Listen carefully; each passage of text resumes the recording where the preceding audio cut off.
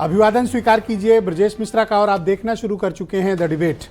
बहनों भाइयों, 4 जून को जब से भारत के परिणाम आए हैं और उत्तर प्रदेश के परिणाम आए हैं, हम लगातार यूपी में इस बात की समीक्षा कर रहे हैं, उत्तर प्रदेश के मैंडेट की समीक्षा कर रहे हैं और उत्तर प्रदेश के 25 करोड़ लोगों का जनादेश क्या है इसके बारे में प्रतिदिन हम बात कर रहे हैं। आज हम बात करेंगे कि उत्तर प्रदेश में इन 80 सीटों पर भारतीय जनता पार्टी को इतनी करारी शिकस्त का सामना क्यों करना पड़ा, इसके सामाजिक और राजनीतिक कारण क्या हैं और बीजेपी को जो 9% से अधिक का वोट शेयर का लॉस होना और उसकी करीब 32 से 33 सीटों की कमी होना, ये बीजेपी के लिए बहुत बड़ा झटका है और शायद यही कारण है कि दिल्ली में भारतीय जनता पार्टी अकेले बहुमत नहीं पा पाई। उसका कारण उत्तर प्रदेश ही है। तो क्या हो गया उत्तर प्रदेश में? अचानक 2022 में जो बड़ा मैंडेट मिला था वो अचानक से हवा क्यों बदल गई? इसके पीछे के कारण क्या हैं, राजनीतिक कारण क्या हैं और जिसे कहा जा रहा था कि प्रो इनकम्बेंसी चल रही है वो इतनी एंटी इनकम्बेंसी में कैसे तब्दील हो गई? इन सारे विषयों पर खुलकर बात करेंगे। और सबसे बड़ी बात है अयोध्या की। पूरे देश भर में ज़बरदस्त चर्चा का विषय अगर कोई एक सीट इस वक्त है तो वह है अयोध्या, जहां से समाजवादी पार्टी के अवधेश पासी ने बीजेपी के लल्लू सिंह को हरा दिया। आज चर्चा इसी विषय पर। बहन भाइयों, इस देश के चुनाव संपन्न हुए, लेकिन उत्तर प्रदेश के जो चुनाव है उसके बाद से हाहाकार मचा हुआ है और विशेष तौर पर भारतीय जनता पार्टी में इसको लेकर बड़े मसले खड़े हो गए हैं। जिस पार्टी को 2014, 2017, 2019, 2022 में बहुत ज़बरदस्त मैंडेट मिला हो, उस पार्टी ने अचानक से कुछ एक महीने पहले जनवरी तक जिस पार्टी की लहर और सुनामी थी वो विदिन 2 मंथ वो एंटी इनकम्बेंसी में इतनी ज़बरदस्त क्यों तब्दील हो गई? मैं 4 जून के परिणामों से ये बात कह रहा हूँ कि एक शोध का विषय है और राजनीति शास्त्र के, राजनीति विज्ञान के विद्यार्थियों को इस पर शोध करना चाहिए कि 22 जनवरी जिस दिन राम मंदिर का निर्माण का उद्घाटन हुआ उस दिन भारतीय जनता पार्टी की स्थिति और 19 अप्रैल को जब मतदान का पहला चरण हुआ और 1 जून अंतिम चरण, 4 जून नतीजे, इस बीच ऐसा क्या हो गया कि पूरे के पूरा मैंडेट ही पलट गया? कारण क्या है?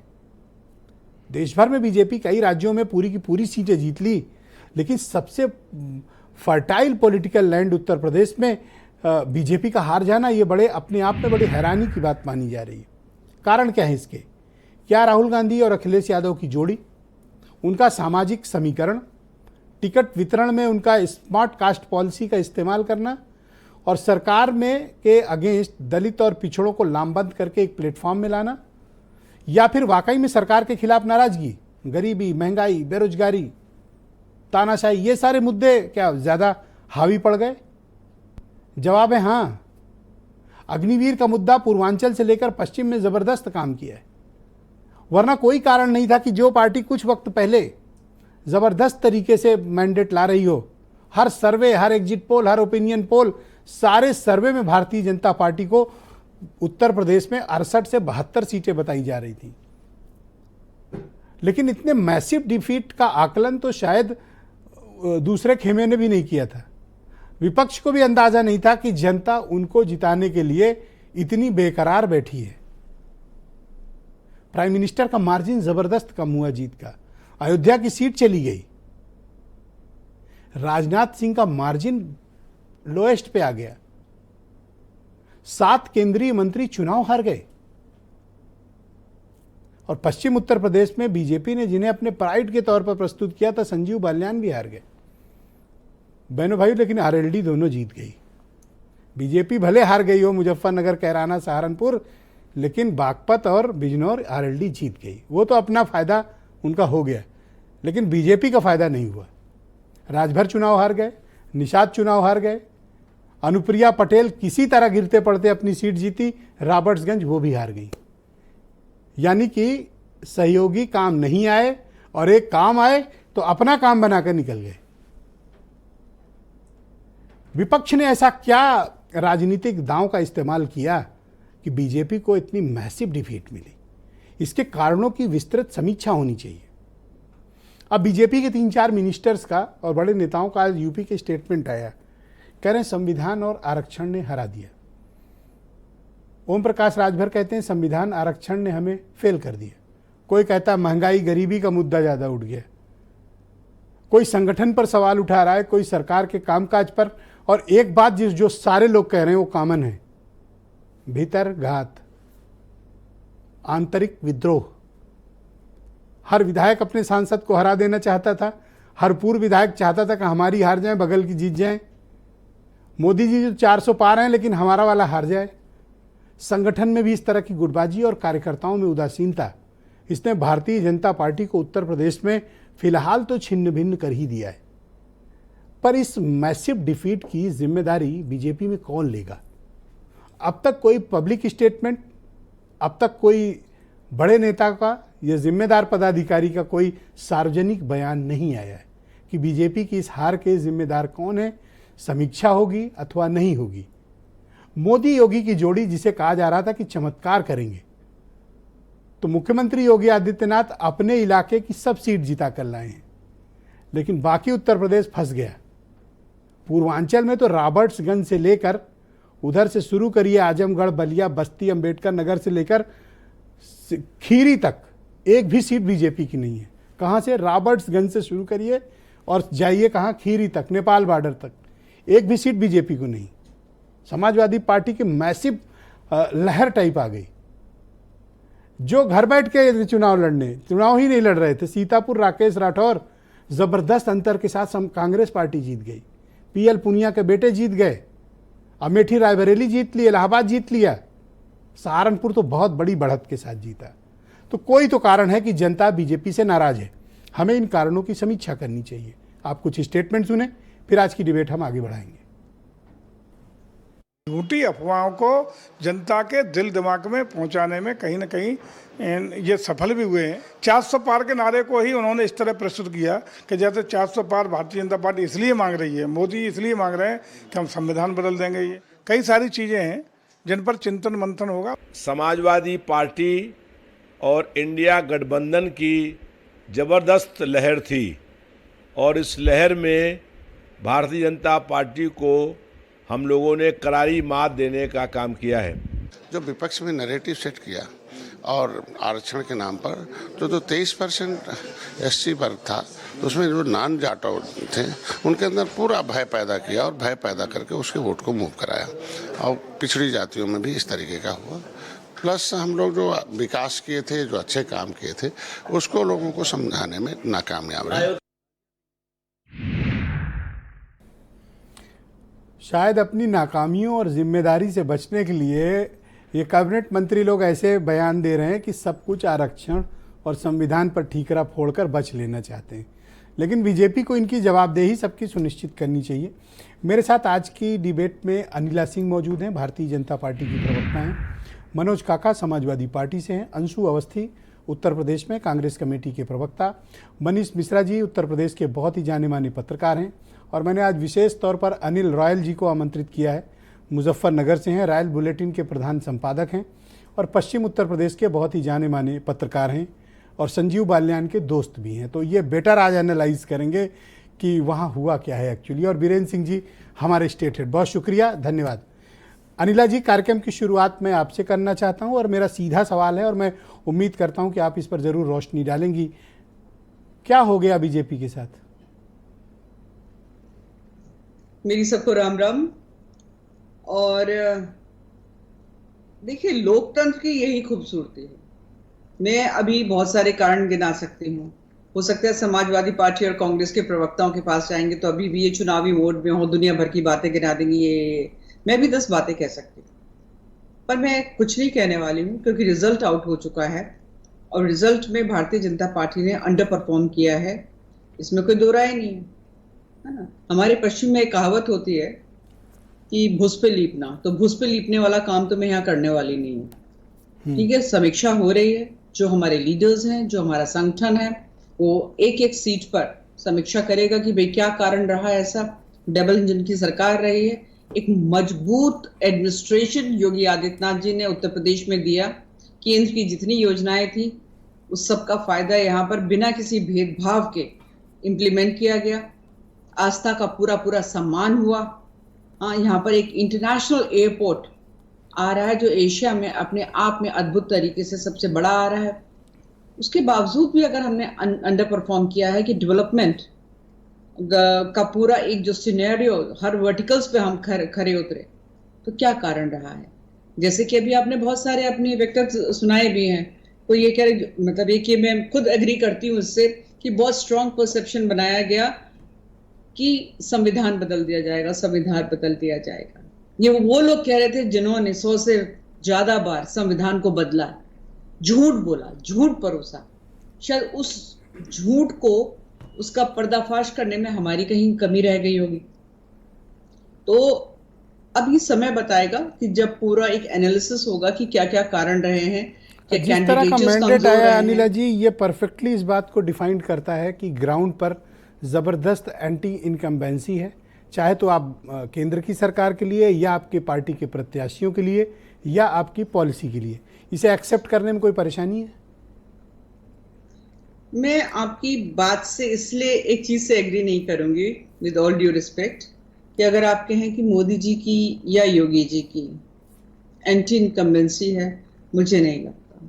कारण और है। तो बताइए ना, थोड़ा तो रोशनी डालिए। आप तो बहुत ग्राउंड पे गई हैं, प्रत्याशियों की वजह से हार गए आप लोग, ऐसा है? विजय जी, आपको पता ही है कि एनालिसिस स्टार्ट हो चुका है, उसकी बैठकें स्टार्ट हो चुकी हैं, तो मुझे पहले कहना उचित नहीं रहेगा। ओके, मैंने डिबेट के ओपनिंग में भी ये बात कही और मैं चाहता हूं कि आप उस पर रोशनी जरूर डालें। जिनको साथ लेकर आए 1-1.5 महीने पहले, वो अपनी सीट तो जीत गए, बागपत और बिजनौर। आप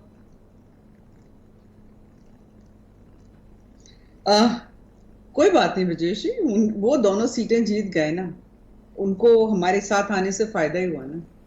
आपको क्या देकर गए? आपको तो उस क्षेत्र में वो लगभग आपकी तो पूरी जमीन खींच ले गए। अब ये समीक्षा होगी, पता चलेगा ना। मैं अभी इस पे मेरे ख्याल से बहुत जल्दी होगा कोई भी टिप्पणी करना, क्योंकि मुझे लगता है कि आरएलटी के कार्यकर्ताओं ने, आरएलटी के नेता ने पूरा सहयोग किया है।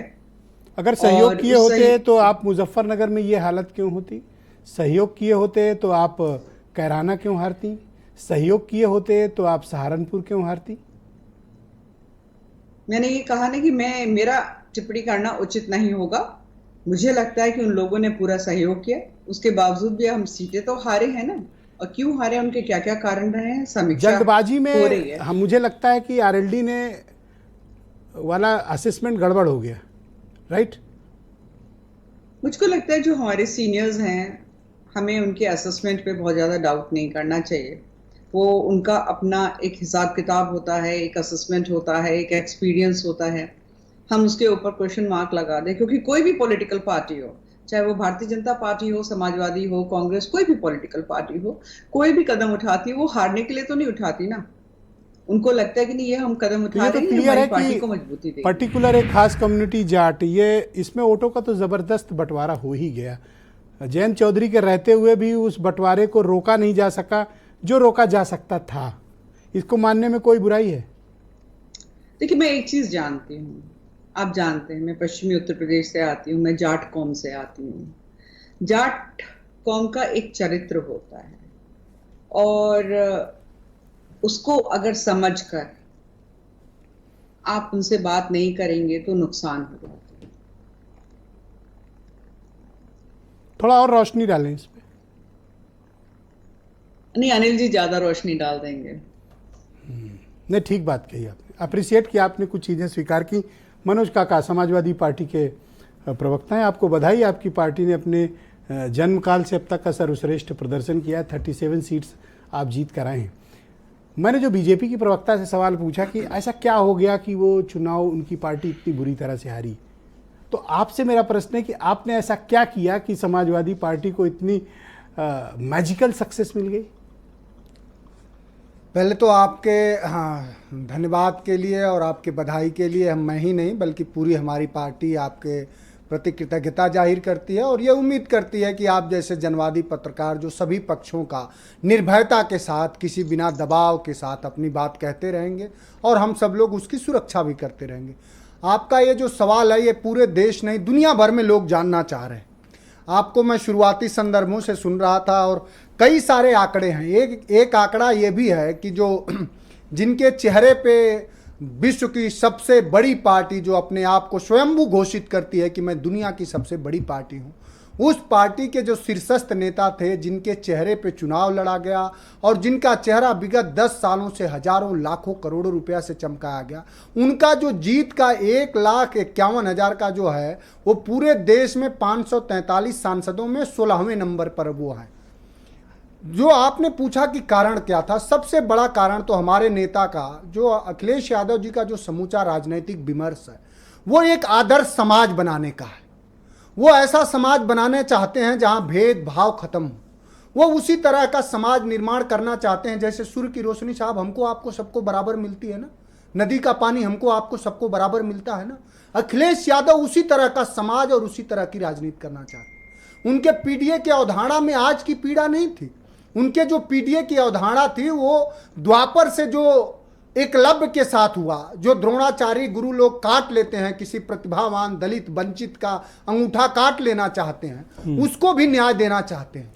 अखिलेश यादव हमेशा अपने जातिगत जनगणना के सवाल पर खड़े रहे, बच्चों के पेपर लीक होने के सवाल पर खड़े रहे, सभी को भागीदारी, इसमें किसी जाति पर का सवाल नहीं है। सवाल यह है कि जब मर्यादा पुरुषोत्तम पौराणिक राम की भी आप बात करेंगे, वहां से हमारे राम जीते हैं। राम ने अपने अनन्य भक्त अवधेश प्रसाद जी को जिताया है और अवधेश के इसलिए तो नाम में ही अवध के ईश्वर। हाँ, अवधेश प्रसाद जी, और अवधेश प्रसाद जी को आज आप सब लोग, पूरी दुनिया के लोग उनको जानना चाह रहे हैं। और वो आज कोई अवधेश प्रसाद जी किसी फिल्मी सितारा नहीं है, हम लोग मुंबई से नहीं लाए। उनका 7 बार के वो विधायक रहे, आप तो जानते हैं, कैबिनेट मिनिस्टर है, हमेशा उन्होंने आम जन में रह के काम करा और राष्ट्रीय अध्यक्ष जी के साथ मैंने कई बार उनको बैठते देखा। हमेशा उनके मन में गरीब, वंचित और हमेशा पीड़ित के पक्ष में ही उनके मन में मर्म रहता।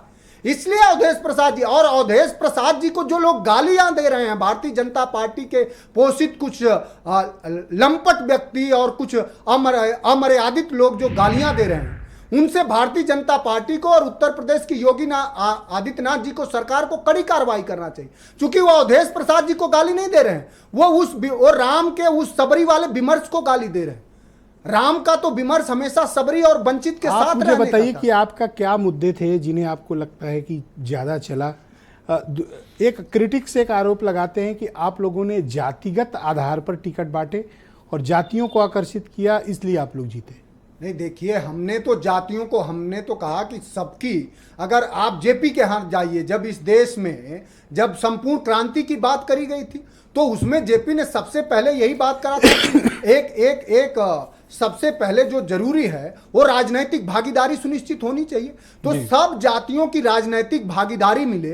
ये पूरे दुनिया के लोग अखिलेश यादव जी को बधाई दे रहे हैं कि हमारे यहाँ एक धर्म विशेष और एक लोगों का जो भूमिका थी, जो राजनैतिक भागीदारी थी इस देश की सदन में, वो खत्म हो गई थी। आज उसको सुनिश्चित करने का काम 4-4 सांसद देके किया तो समाजवादी पार्टी ने किया।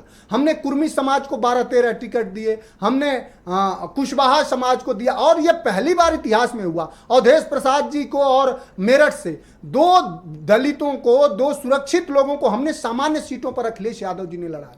तो उनकी अवधारणा ही यही है कि एक आदर्श समाज का निर्माण कैसे हो, और किसी को बिना राजनैतिक भागीदारी दिए उसकी आर्थिक, सामाजिक और उसकी और आध्यात्मिक भागीदारी आप सुनिश्चित ही नहीं कर सकते हैं।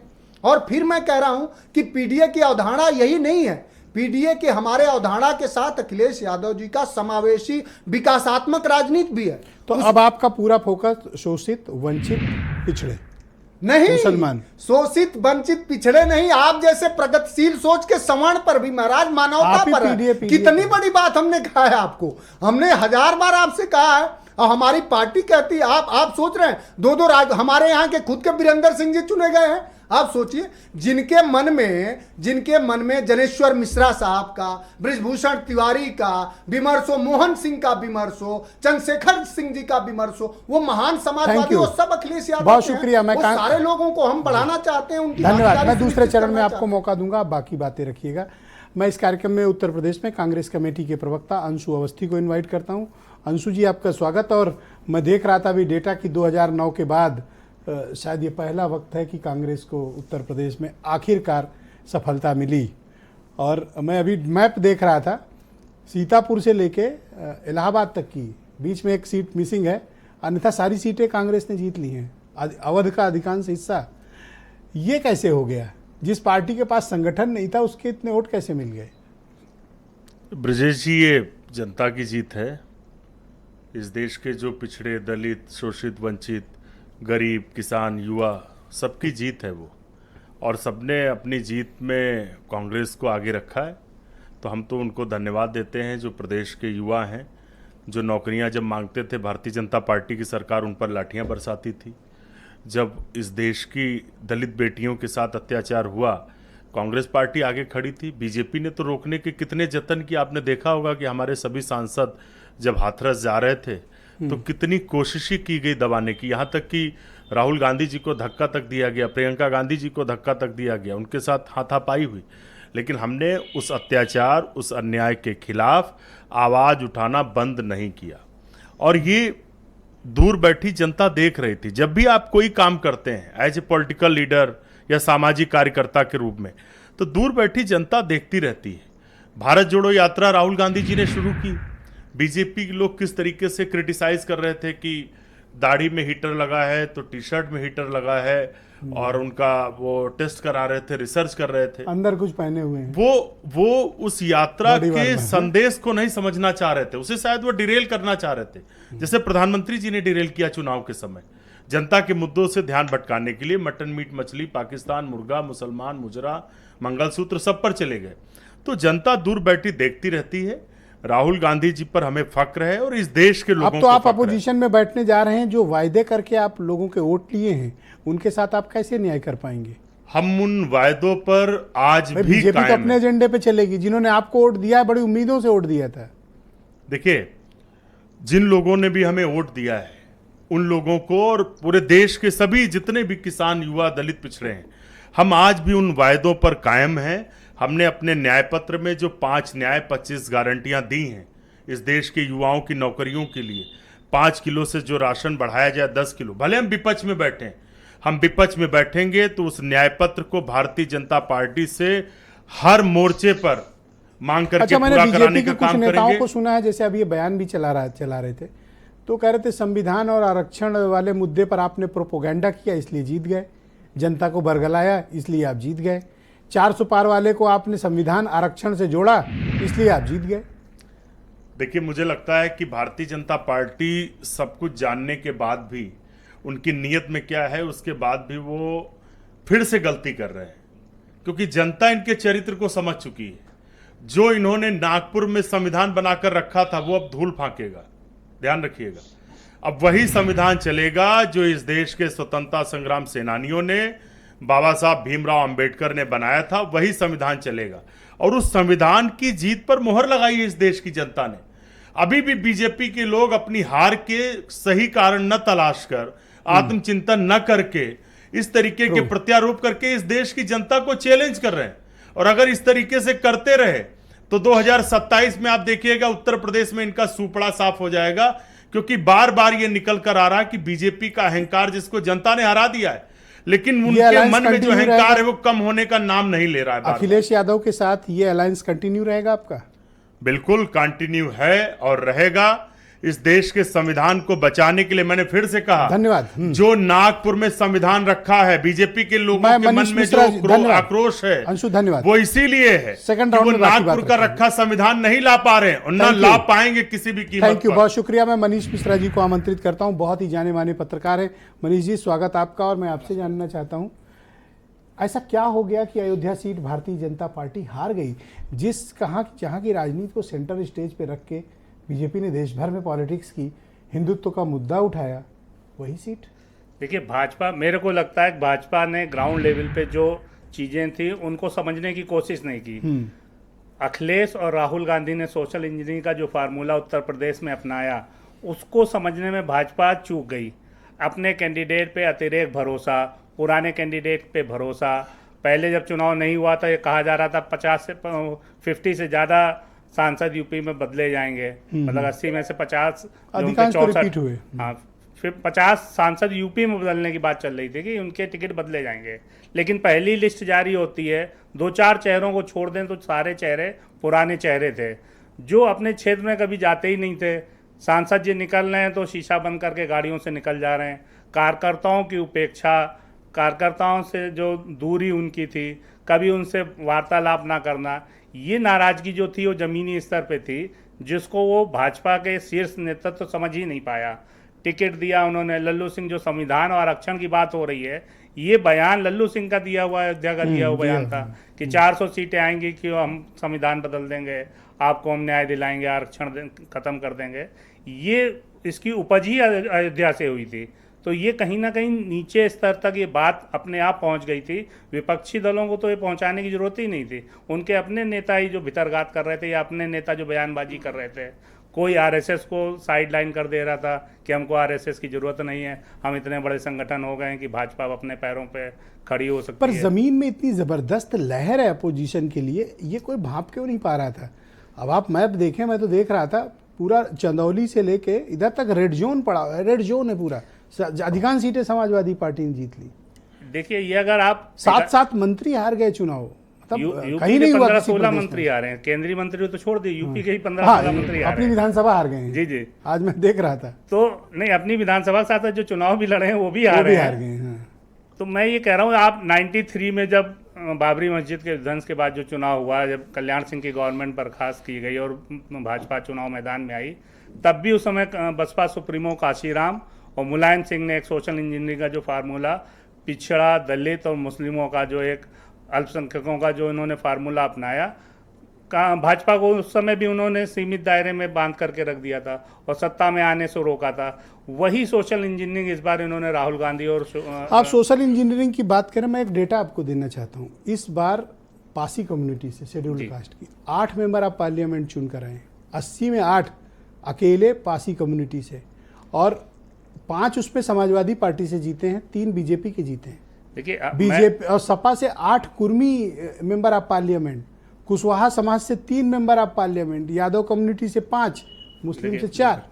ये जो अखिलेश यादव, मैं वही कह रहा हूँ, सोशल प्रकाश भी एक आध है, एक सोशल इंजीनियरिंग का जो ये फार्मूला समाजवादी पार्टी ने टिकट वितरण में अपनाया है, उनके ऊपर हमेशा ये आरोप लगता था कि ये मुस्लिम और यादवों की पार्टी है। MY फैक्टर उनके साथ हमेशा जुड़ा रहता था। इस बार मुलायम सिंह ने उन्हीं दोनों फैक्टर को, कि ये तो हमारा वोट बैंक है, तो उन्होंने अपने घर के 5 जो यादव परिवार के सदस्य हैं उनके अलावा किसी यादव को टिकट नहीं दिया। 4 मुस्लिम उन्होंने टिकट दिए हैं समाजवादी पार्टी ने, जो उनकी बेहद मजबूरी वाले टिकट थे, जहां से वो जैसे देखिए इकरा हसन जीती, तो जी। बिना गुर्जरों के वोट के, हिंदू गुर्जरों के वोट के तो जीत नहीं सकती। इकरा इसका हसन ले मतलब कि लिए, गुर्जरों ने वोट दिया। मोहबुल्ला आप रामपुर से ले लीजिए, जाटों के वोट बटे तभी तो कैराना, तभी तो मुजफ्फरनगर जीता।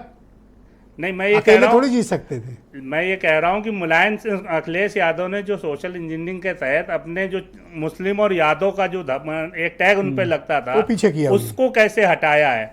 उन्होंने बसपा से जो नाराज नेता थे या उनसे टूट करके अलग हुए नेता थे, चाहे वो भाजपा में थे या किसी अन्य दल में थे, उनको अपने साथ मिला तो के। ये सही है कि अपोजिशन, चाहे वो समाजवादी पार्टी हो या कांग्रेस, अपने साथ नई जातियों को जोड़ने में कामयाब रहे। बिल्कुल बिल्कुल। जो बसपा का वोट बैंक आप देखिए, अगर जो शिफ्ट नान यादव ओबीसी और नान जाटो SC, बसपा का पूरा वोट बैंक जो शिफ्ट हुआ है समाजवादी पार्टी और गठबंधन की तरफ शिफ्ट हुआ है, उसका मेन और जो पूरा फार्मूला है वो सोशल इंजीनियरिंग का है। उनके आज जितने पुराने नेता काशीराम के समय तो से उसके लेके, बेनिफिशियरी सपा और कांग्रेस है। बिल्कुल बिल्कुल उसी का ही फायदा इनको मैं मिला सर है। अनिल रॉयल जी को आमंत्रित करता हूं।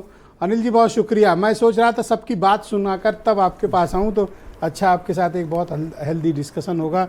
स्वागत आपका। ये पश्चिम उत्तर प्रदेश में इतना बड़ा राजनीतिक परिवर्तन अचानक से हो गया, किसी को इस बात का इल्हाम नहीं था।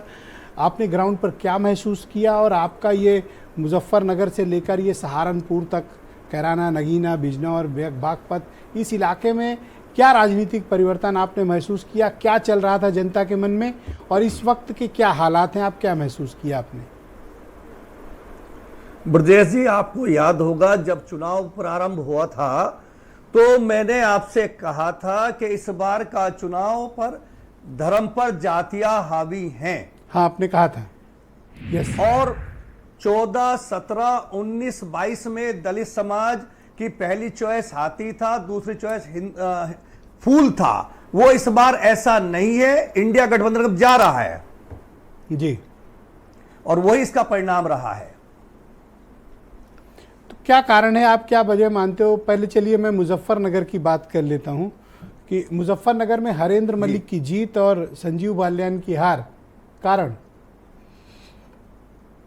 अनिला जी ने तो मेरी तरफ को फॉरवर्ड कर दिया है। देखिए, जो बात आपने अपने इंट्रोडक्शन में ब्रजेश भाई कही है कि ये सभी प्रत्याशियों का समन्वय बाकी संगठन से, बाकी एमएलए से, एक्स एमएलए से नहीं था, ये मुजफ्फरनगर में भी था। मैंने 1 साल पहले संजीव बालियान जी को ये कहा था कि 5 प्रत्याशी जो आपके यहां हैं वो आपसे नाराज है, संगठन संघ आपसे नाराज है, आपको अति आत्मविश्वास है, आपको अहंकारी लोग बताने लगे, आप अपने आचरण में सुधार कर लीजिए। लेकिन वो सुधार नहीं हुआ, संगठन पर उनका आधिपत्य रहा। एक आम मैसेज भाजपा के कार्यकर्ताओं में रहा कि एक छत्र राज संजीव जी ने कर लिया, जिसकी रिएक्शन हुई। और गृह मंत्री जी मुजफ्फरनगर में आए, उन्होंने कहा बार बार जाटलैंड, उसकी एक स्वाभाविक प्रतिक्रिया भारतीय जनता पार्टी के आधार मतदाताओं में हुई, जिसकी वजह से भी मुजफ्फरनगर में नुकसान हुआ। अब मैं साफ साफ पूछ लेता हूं, राजपूतों ने क्या बीजेपी को वोट वहां नहीं दिया जिन्होंने कसम खाई थी, या दिया?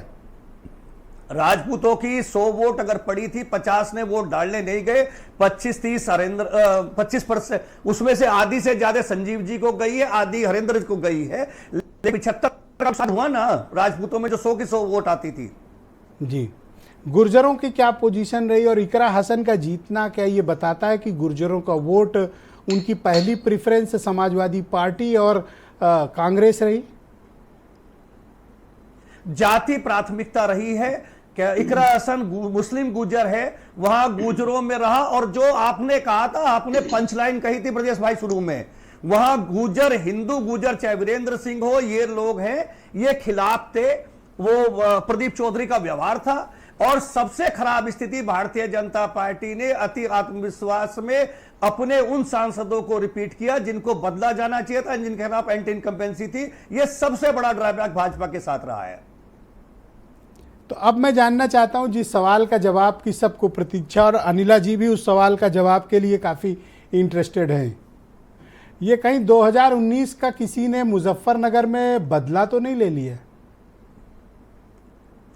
नहीं, वो तो नहीं है। अगर अनिला जी की बात है, नहीं, वो नहीं पूछ रहे, ये सवाल तो मेरा है, भावनाएं उनकी हो सकती हैं। हाँ, नहीं,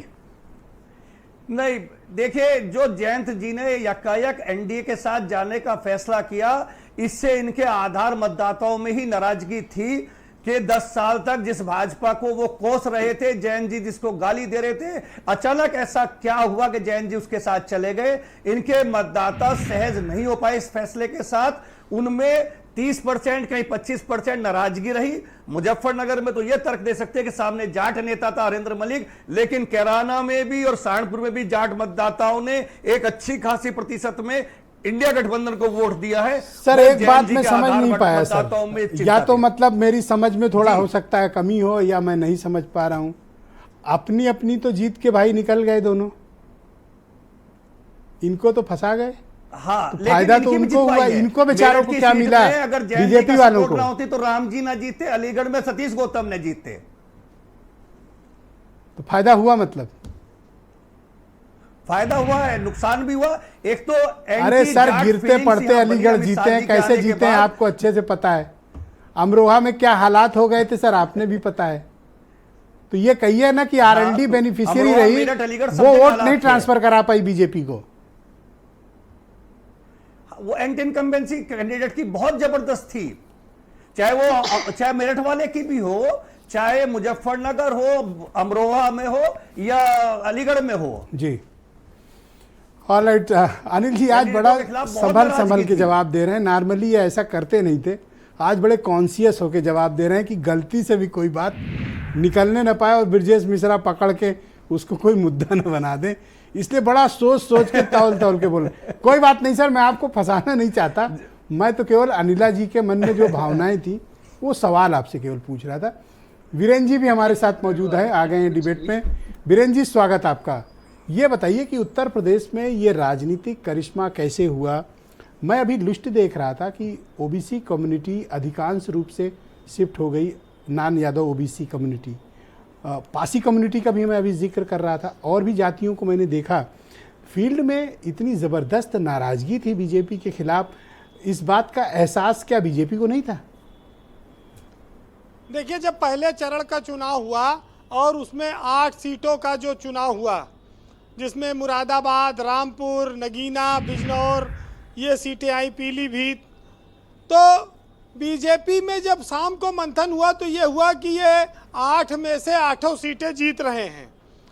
तो बीजेपी का जो फीडबैक था कि पहले चरण में उसको कहीं इस बात का एहसास नहीं हुआ था उत्तर प्रदेश में कि वो कहीं पिछड़ रही है, और इस बात का जब तक उसको एहसास हुआ वो तीसरे चरण में आके हुआ, जब वो यादव बेल्ट में, सेंट्रल यूपी में, जहाँ मैनपुरी, एटा, फर्रुखाबाद ये सब जो इलाका था, फिरोजाबाद, बदायूं, यहाँ आकर वो थोड़ा महसूस किया उसने कि कहीं पर मामला गड़बड़ा रहा है। इसी वजह से देखिए, बदायूं में कुछ ऐसी सूचनाएं आई जहां पुलिस ने लाठियां चलाई और बहुत सारे मतदान को लेकर खबरें आती रहीं। तब बीजेपी समझी, लेकिन तब तक संविधान का मुद्दा, आरक्षण का मुद्दा, अंबेडकर इतना हावी हो गए थे कि वो दलित के बीच एक मैसेज चला गया कि अब संविधान बचाना है तो समाजवादी पार्टी और इंडिया गठबंधन में चलो, और वहाँ वो फिर सब भूल कर उस ओर दौड़ गए। दूसरा, भाजपा के पास इस बार सुनील बंसल जैसे लोग नहीं थे जो संगठन की एक एक चीज पर नजर रख पाते। मैंने कहा ना कि पहले चरण की जो फीडबैक आया उसमें बीजेपी जीत रही थी, और उसके बाद से फिर कोई ऐसा व्यक्ति नहीं था जो पलट कर उसका आकलन कर सके। तो ये बीजेपी के साथ कुछ चीजें हुई, लेकिन अगर आप देखेंगे तो फिर कुछ ऐसी योजनाएं भी हैं जिसने भाजपा का राष्ट्रीय स्तर पर नुकसान किया। अग्निवीर योजना युवाओं के बीच सबसे ज्यादा गुस्से का कारण बनी। पेपर लीक से युवा और परिवार, बेरोजगार नौजवान, इनको काफी परेशानी हुई और ये लोग सरकार से नाराज हुए। इस वजह से एक माहौल सा बनता चला गया। ब्रजेश जी, राशन खाकर भी संविधान की रक्षा के लिए उन लोग निकल पड़े। तो ये बात तो अब समझ में आ रही है धीरे धीरे कि जिस ओबीसी जाति पर बहुत ज़्यादा कमांड भाजपा का हुआ करता था, उसमें अखिलेश यादव ने ऐसे टिकट दे दिए कि बहुत बड़ी सेंधमारी हो गई। यादव के साथ या फिर मुद्दे भी रेलिवेंट थे। देखिए, नेताओं, बीजेपी ने जो 3 बार टिकट दे दिए, 30 में से 26 लोग हारे हैं। तो ये चीजें तो देखनी होगी कि क्यों ऐसा हुआ, क्योंकि भाई कार्यकर्ता तो सांसद के पास काम कराने जाता है, कार्यकर्ता से सांसद नहीं मिलेगा, कार्यकर्ता सांसद पहचानेगा नहीं, खदेड़ देगा, तो कई दिन ये सब चलेगा। तो कहेगा आप भाई तो कुछ नहीं कर सकते, अब की चुनाव में आए हो तो दिखाएंगे। तो चुनाव में अब वोट मांगते हैं कि एक एक वोट आपका प्रधानमंत्री मोदी को जाएगा। का भाजपा के लिए वो लोग वोट किए 10 साल, लेकिन जब सांसद लोग उस माहौल को नहीं संभाल पाए, और एक बात आपने कही ना, जब सांसद अपने विधायकों के लिए हर जगह टंगड़ी अड़ाते रहे, जब विधायकों को मौका आया तो उन्होंने सांसदों को टंगड़ी अड़ाई। ये एक तरह से आपस में जो गुटबाजी थी उसका वह नतीजा था। भाई संगीत सोम को नहीं मना पाए आखिर तक ना। ब्रजेश जी, ये सपा की जीत में दलित और ओबीसी का एक बहुत बड़ा फैक्टर है उनकी जीत में, और इंडिया गठबंधन की, और बीजेपी की हार सिर्फ उत्तर प्रदेश की वजह से हुई है। अगर उत्तर प्रदेश में बीजेपी 30 सीट ये जो हारी है जीत जाती तो बहुमत पा जाती अकेले अपने दम पे। तो ये एक बात आप साफ तौर पे लोग जान लें कि बीजेपी की भारी हार उत्तर प्रदेश में हुई है, और उस हार की वजह से बीजेपी केंद्र में बहुमत की सरकार अपने दम पर नहीं बना पाई है। अब वो गठबंधन की सरकार बनाएगी। आज एक बात और कही जा रही बार बार कि जो राम को लाए थे, जो मंदिर बनाए थे, उन्हें अयोध्या में हारना पड़ा। ये अंतर्राष्ट्रीय स्तर पर एक खबर है, बेइज्जती हो गई हिंदुत्व के लिए। लेकिन आप ये अरे देखिए अवधेश कि पासी भी तो हिंदू ही हैं, कौन, ऐसा तो किसी को नहीं कहना चाहिए। ब्रजेश जी, भाजपा इस देश में राष्ट्रीय फलक पर तब चमकी थी जब अयोध्या का आंदोलन हुआ। भाजपा की आत्मा और संजीवनी दोनों अयोध्या है। अयोध्या ने भाजपा को बहुत साल दिए, बहुत सरकारें दी, बार बार दी, और अयोध्या पर सरकारें भी भाजपा ने अपनी न्यौछावर की, कल्याण सिंह की। लेकिन कई बार होता है कि जब समीकरण जातीय आपके पक्ष में ना हो, अरे जब मायावती ने खुदकुशी कर ली तो अयोध्या बीजेपी हार गई, तो कौन बड़ी बात है। मायावती का भी तो सुपड़ा साफ हो गया। मोहब्बत करने का नहीं, पता नहीं तो लोग सबके क्यों सामने इमोशनल हो रहे हैं। इसके पहले मित्रसेन यादव और निर्मल खत्री भी वहां से मेंबर ऑफ पार्लियामेंट हो रहे हैं, पर पता नहीं इस बार क्यों इतना ज्यादा इमोशनल आउटब्रेक हो रहा है कि अवधेश प्रसाद को लोग गालियां दे रहे हैं। बाहर के मैंने देखा लोग हिंदुत्व के नाम पर उनको अनाप शनाप बोल रहे हैं। मैं तो कहता हूं पुलिस प्रशासन को इस पर रोक लगानी चाहिए, सामाजिक तनाव का कारण न बन जाए। बीरेन जी, असल में ये ताजा मंदिर बना था, उद्घाटन हुआ, बीजेपी करोड़ लोग दर्शन कराई, सोची कि अब इतने अच्छे माहौल में बीजेपी कहाँ हारने की उम्मीद कर सकती थी।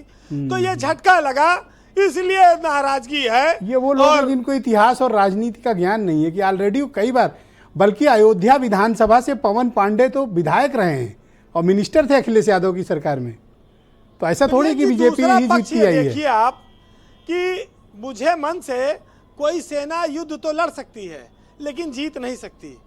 तो जो कार्यकर्ता में उत्साह नहीं रहेगा इस भीषण गर्मी में, 15-10 साल की सरकार हो गई, उत्तर प्रदेश में 7 साल से भाजपा की सरकार है जी बीरेन जी, तो कारण आप अलग अलग जगहों पर अलग अलग चीजों पर नहीं डाल सकते हैं। और आज आप इस बात को कैसे भूल सकते हैं कि अखिलेश यादव के परिवार के सारे लोग चुनाव जीत गए, जिनको परिवारवादी पार्टी लोग कहते थे, एक इनोवा में बैठ के जाएंगे संसद में।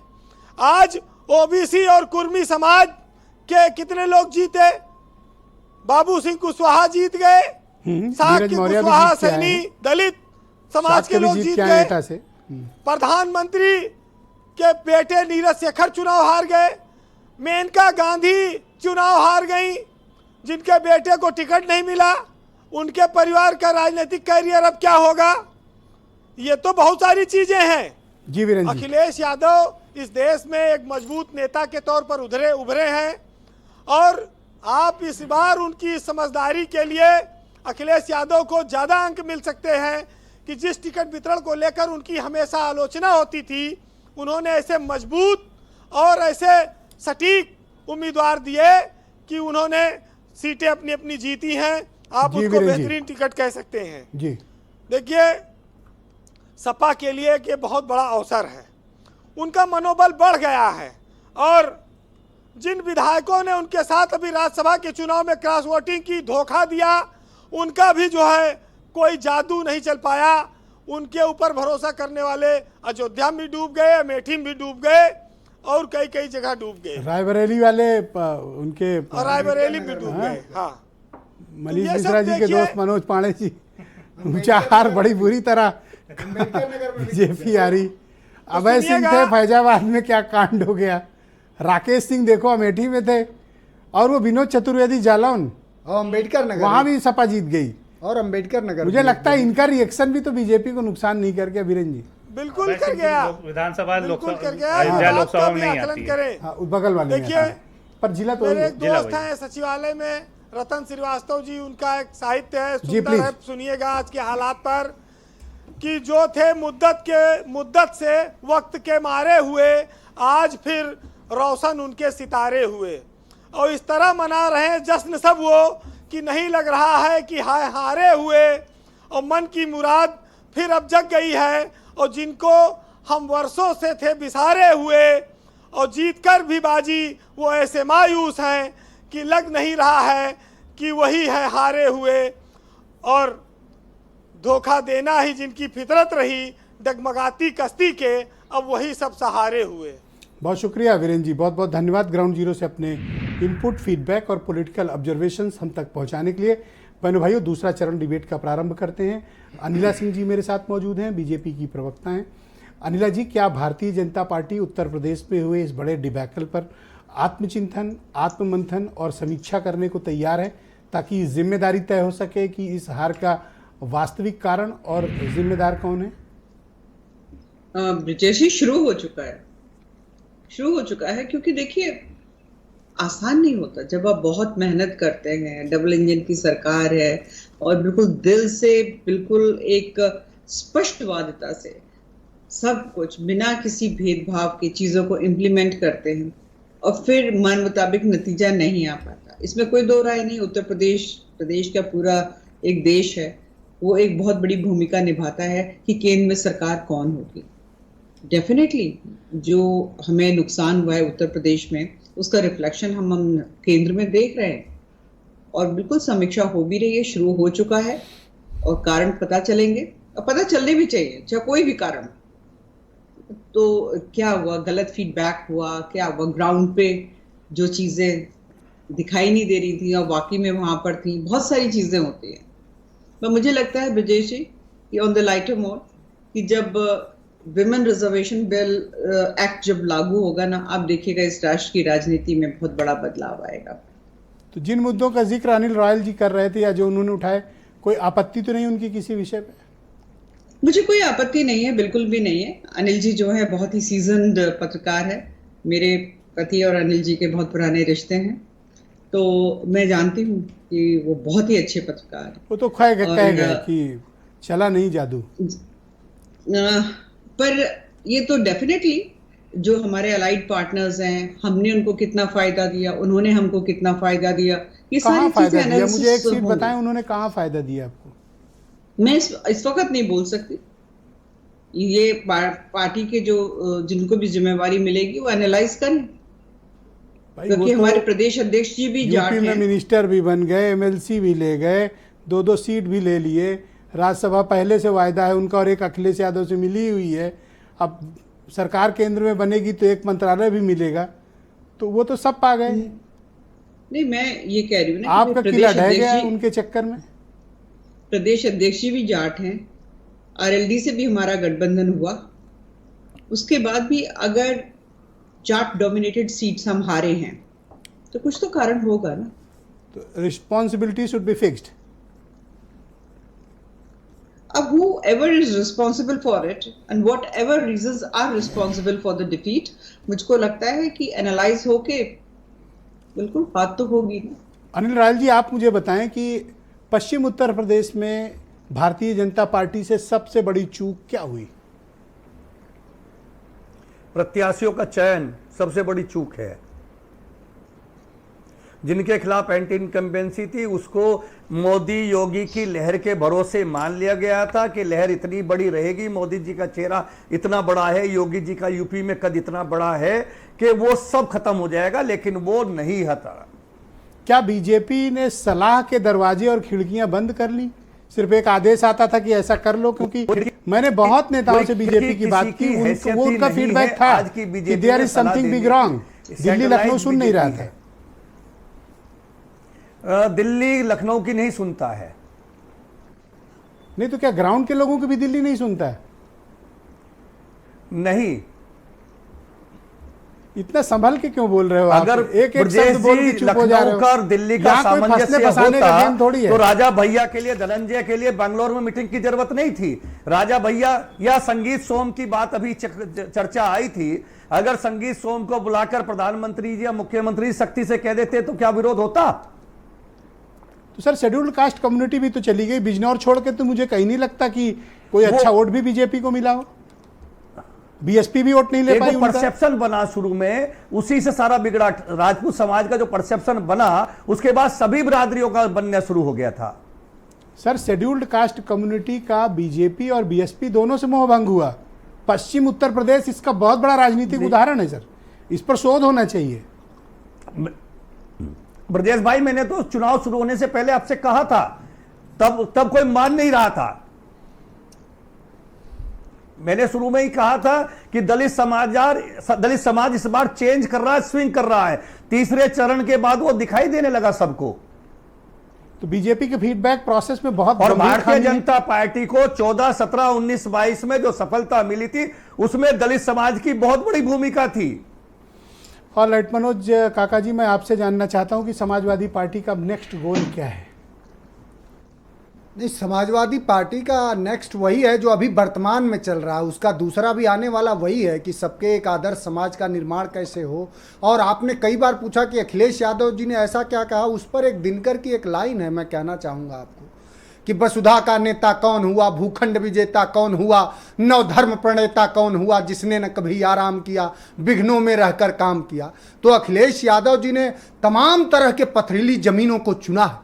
ये देश में कौन ऐसा होगा जिसके जाने के बाद उसका घर धुलवाया जा रहा हो, जिनके मंदिर में प्रवेश के बाद उनका मंदिर धुलवाया जा रहा। और वही गलती फिर भारतीय जनता पार्टी द्वारा पोषित गुंडे आज पूरे देश में कर रहे हैं कि एक दलित समाज के व्यक्ति को, जिसको समाजवादी पार्टी ने मर्यादा पुरुषोत्तम भगवान राम के नियमबद्ध और सामाजिक और सबसे ज्यादा वो समाजवादी व्यक्ति थे, आदर्श जो उनका जीवन था, उनको जब सांसद बनाया है तो भारतीय जनता पार्टी, अरे राम से ज्यादा समाजवादी कौन था साहब? क्लैरिटी अरे राम से ज्यादा समाजवादी कौन था? मुझे कोई दलित आपत्ति क्या? नहीं। तो साहब राम का तो पूरा विमर्श समाजवादी था।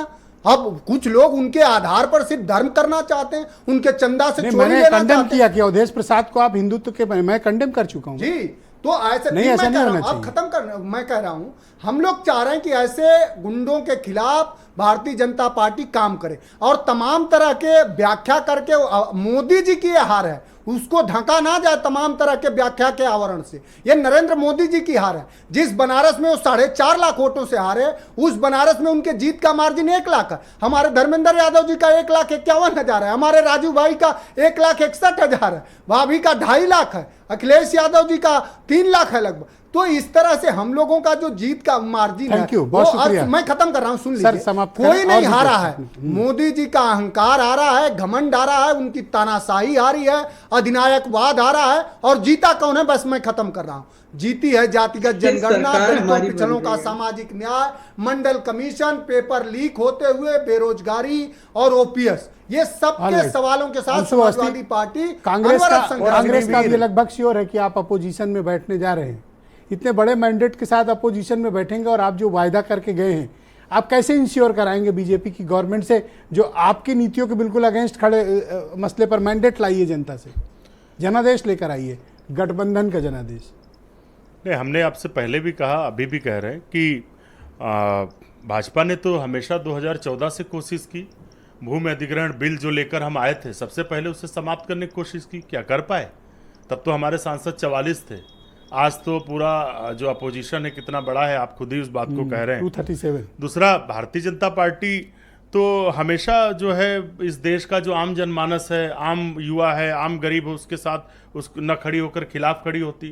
तो उनका तो एजेंडा है कि उद्योगपतियों के लिए काम करना। 16 लाख करोड़ रुपए प्रधानमंत्री जी माफ करते हैं। जब किसानों की माफ करने की बात आती है तो कहते हैं आदत खराब हो जाएगी उनकी, किसानों का कर्जा माफ हो आदत। अपने को उत्तर प्रदेश में आगे कैसे कांग्रेस बढ़ाएगी, कोई पार्टी, योजना है आपके पास? कांग्रेस पार्टी ने जो वादे किए हैं, अभी सरकार बनी का, अभी देखते जाइए। अभी जो नाटक नौटंकी चल रहा है, अभी आप देखते जाइए। इसका देखो, नायडू ने कह दिया हाँ, नीतीश ने कह बहुत दिया सारा हाँ। जादू बाकी है। बाबा ने आप जो इस चक्कर में करिश्मा, ना पड़ो, आपकी तो नहीं बनती दिख रही देखिए है। बाबा ने जो चक्र रचा है उससे मोदी जी बचेंगे नहीं, बस इतना बता दे रहा हूं आपको। असल में जब अपने घर पर ठिकाना ना हो तो दूसरे के घर में तलाश रहे हो। ब्रजेश जी देखिए, हम तो कभी भी मीडिया के सवालों से परेशान नहीं होते, हम जवाब देते हैं उसका। देखो, मेरे सवालों से कोई नहीं परेशान होता, मैं सबसे बराबरी अफसोस होता है कि जो लोग ये कहते हैं कि बिना भेदभाव के मोदी जी काम कर रहे थे। 16 लाख करोड़ तो उद्योगपतियों का माफ हुआ। अब सर चुनावी मोड से बाहर आओ। मनीष मिश्रा जी को अभी कारण का बता रहे हैं। अरे कारण है आपका अहंकार, आपकी तानाशाही, आपका संविधान समाप्त करने की सोच। थोड़ा कॉपरेट उस कारण को जनता ने समाप्त आपको खत्म कर दिया। मनीष जी, क्या बीजेपी का इस हार के बाद ये बीजेपी का डिक्लाइन लगातार चलेगा, या प्रभाव खत्म हुआ है, या फिर बीजेपी के लिए ये एक झटका है कि अब सुधर जाओ? देखिए, निश्चित रूप से भाजपा के लिए बहुत बड़ा झटका है। जिस तरह से 14 के बाद से यूपी में खास तौर से 14, 17, 19, 22 लगातार जिस तरह से मोदी और योगी का जादू यूपी में चल रहा था, वो अचानक से धड़ाम होकर के गिरा है। तो इसको बीजेपी को निश्चित रूप से विचार विमर्श करना होगा। कार्यकर्ताओं से जो नाराजगी है, अफसरों की जो तानाशाही है, आला कमान की जो तानाशाही है, अपने निचले स्तर के कार्यकर्ताओं से बातचीत नहीं होती, युवाओं के साथ जो अन्याय हुआ है, परीक्षाओं के जो साथ जो खिलवाड़ हुआ, पेपर लीक हुए, आपको उनका पैसा वापस करना चाहिए था। एक एक फॉर्म के अगर 100, 200, 300 रुपए जमा हुए हैं, एक एक परीक्षार्थी का वो पैसा वापस सर, करना 15 चाहिए ऐसी भर्तियां हैं जिनके परिणाम आज तक नहीं आए। बिल्कुल, मैं यही कह रहा हूँ कि उसमें जिस यूपीएससी आने की जाने परीक्षा का को लेकर बितंडा किया गया, सीबीआई की इंक्वायरी बिठाई गई, 7 साल हो गए, आज तक सीबीआई इंक्वायरी का परिणाम नहीं है। भाजपा सर अब आप टाइम चूक गए हैं सर। एक बहुत बड़ा प्रकरण है, आपके माध्यम कल से चर्चा कर लोग सुनना चाह रहे लेंगे। हैं। मनीष जी, नीट का भी एक बहुत किसी का बड़ा समय मुद्दा मतलब सामने भाजपा को आया। अगर अपनी स्थिति सुधारनी है तो इन सारे मुद्दों पे कि युवाओं की जो नाराजगी है, मिडिल क्लास का जो कर्ज का बोझ है, महंगाई का जो बोझ लादा गया है, उनके अपने व्यापारी जो उनका अपना कोर वोट बैंक होता था, सवर्ण व्यापारी वर्ग, इनको इन्होंने कभी तवज्जो ही नहीं दी। ये केवल उनके लिए। ओके अनिल जी, मैं 10 सेकंड में आपसे अनिल रॉयल जी एक कमेंट चाहता हूं। नगीना की सीट अपने दम पर चंद्रशेखर आजाद ने जीती, मुख्यमंत्री वहां प्रचार करने गए, विपक्ष के नेता प्रचार करने गए, कौन ऐसा था जिसने चंद्रशेखर के खिलाफ प्रचार न किया हो? उसके बावजूद 5 लाख से ज्यादा वोट सिक्योर करके चंद्रशेखर क्या दलित यूथ, दलित लीडर्स के एक बड़े नेतृत्व के तौर पर उभरे हैं? क्या हम ऐसा माने या फिर अभी ये बहुत जल्दबाजी होगी इतना आकलन करना? नहीं, चंद्रशेखर का जो संघर्ष का जज्बा है उसको उसके मतदाताओं ने पसंद किया है। अब जनता उसको पसंद कर रही है जो उनके सुख दुख में खड़ा होता है। पिछले कुछ साल में चंद्रशेखर ने ये जीवट दिखाया है, जिसकी वजह से चंद्रशेखर के लिए सारे बैरियर तोड़ के लोगों ने वोट दी है। बहुत शुक्रिया, मैं आप सबका बहुत आभार प्रकट करता हूं कि इस महत्वपूर्ण परिचर्चा में आप सब सम्मिलित हुए, आपने समय दिया, आप सबका बहुत बहुत शुक्रिया। बहनों भाइयों, आपका भी बहुत धन्यवाद कार्यक्रम देखने के लिए। मैं उम्मीद करता हूं कि आपका आज का दिन अच्छा रहा होगा और कल इससे भी शानदार होगा। नमस्कार।